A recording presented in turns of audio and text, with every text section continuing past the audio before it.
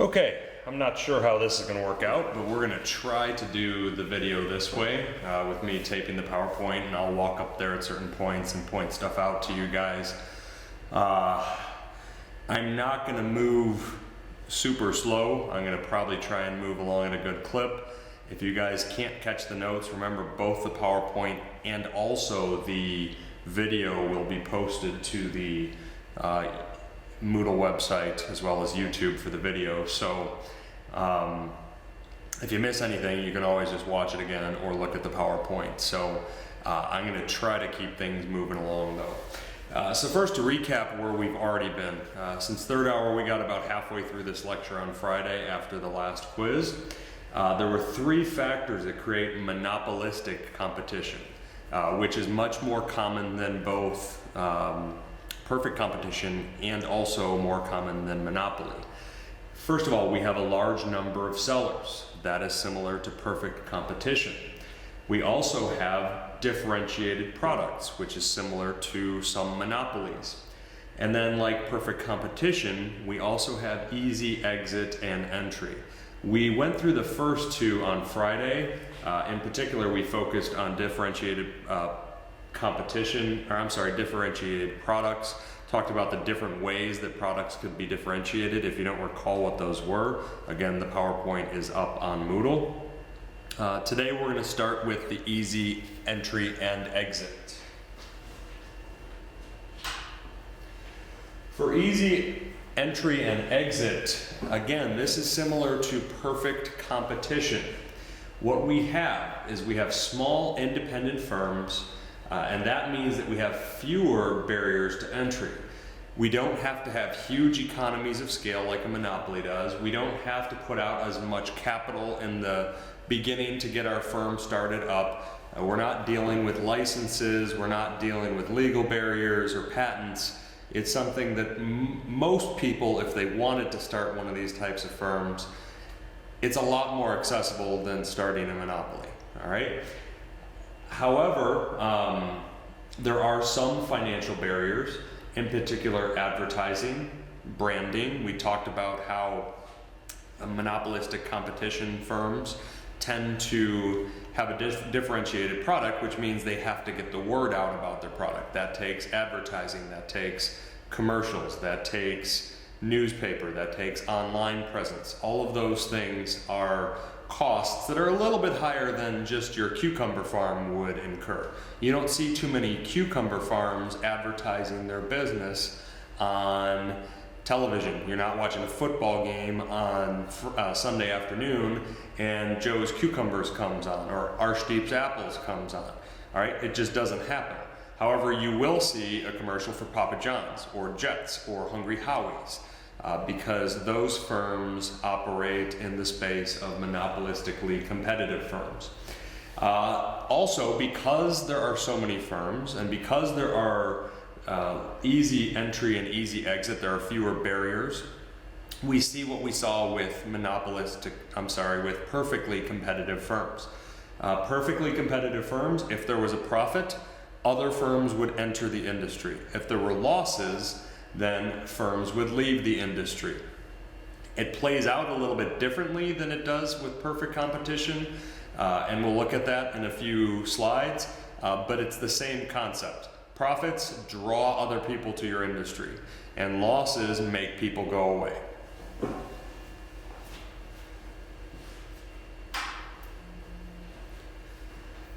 So, one other thing that we should be aware of is that in monopolistically competitive industries, there is non-price competition.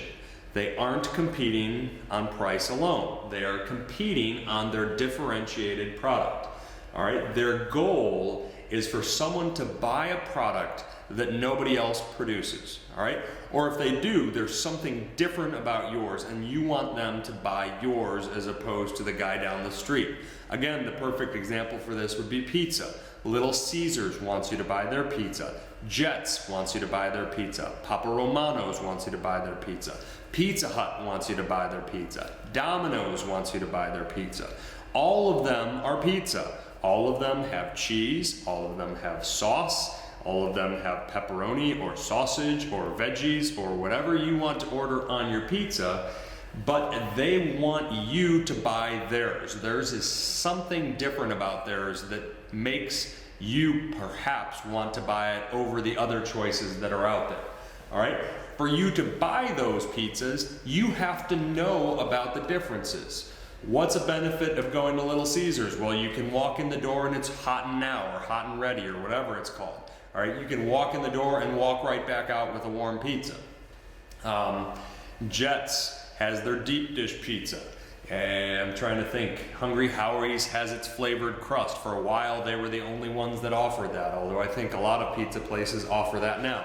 For a while, that offered Hungry Howie's differentiation.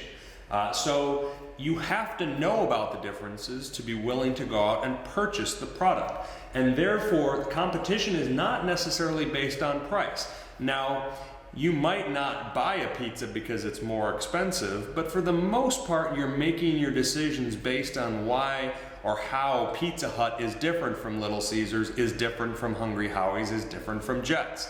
All right, you like something about one of those more than you like the others. So the differentiation is what sets it apart. But that takes heavy advertising. All right, you're not going to just try the next place that opens up down the street.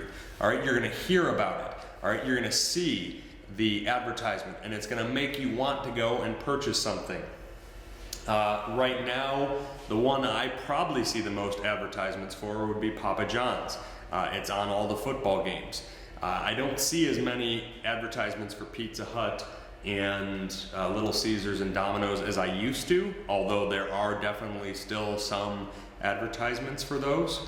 But Papa John's wants to get the word out. Hey, we're the best pizza around now. You ought to get us. So it takes heavy advertising to be successful in monopolistic competition, or at least in many areas of monopolistic competition. So non-price competition, differentiated product is the key, and heavy advertising.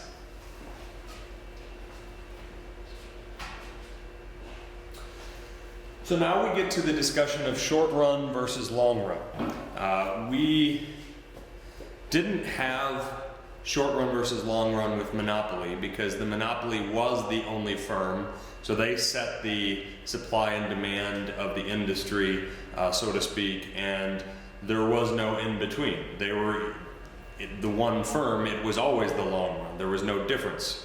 When we looked at perfect competition, we saw that in the short run, firms could possibly earn a small profit or they could experience losses. They would stay in business so long as they were above minimum AVC.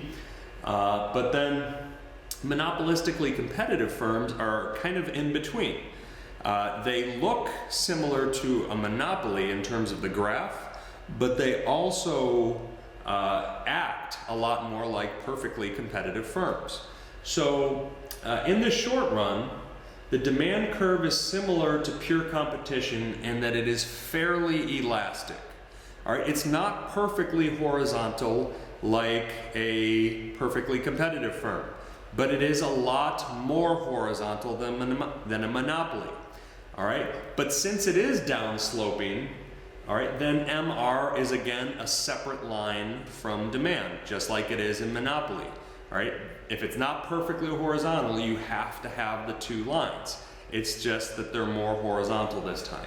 And since they're more horizontal, it's much less likely that marginal revenue will ever go below zero on the graphs that we're looking at. Now, remember we said if MR was greater than zero, then the demand curve is elastic. Since we rarely see the marginal revenue curve go below zero on a monopolistically competitive graph, then usually the entire graph is elastic. Are there cases where it could go below zero? Well, yes, it could be the case. But for the most part, MR is going to stay above zero because of the horizontal nature or more horizontal nature of these curves. You'll see what I mean on the next slide. As always, profits are maximized and losses are minimized at MR equals MC. So let's take a look at the graph. All right, so I'm going to jump up here on the graph in just a second. I just want to point out to you, I don't think I've ever put all in one place how to calculate profits or losses for a monopoly or monopolistically competitive firm. These are the steps. So if you want to go in, or if you want to copy these steps down, you can. If you want to just pay attention to me looking at the graph, you can, and then go back and see this. It gives you the 7 steps to calculate your profit box.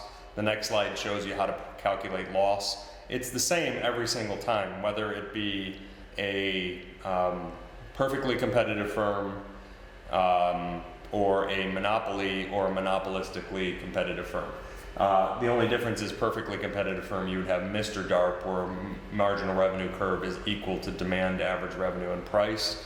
We've been over that, so there's not 2 separate curves, but all these steps are the correct steps to figure out your profit. So let's take a look at the graph.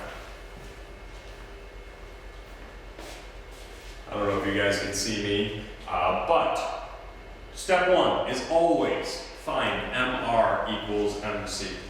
That is this point on the graph, all right? Step 2, which is something that you guys have skipped a lot on the last few quizzes. I don't know why. You've been doing really well with this. But if you're going to get points on your AP exam, you have to take this step because the AP grading schedules almost always include a point for labeling your graph correctly, and you have to do that. MR equals MC, drop a dotted line down and label Q1, all right? That's always the first step, all right? Then, from MR equals MC, draw a dotted line up to your demand curve, which is equal to your price, and then you draw a dotted line over to the y-axis,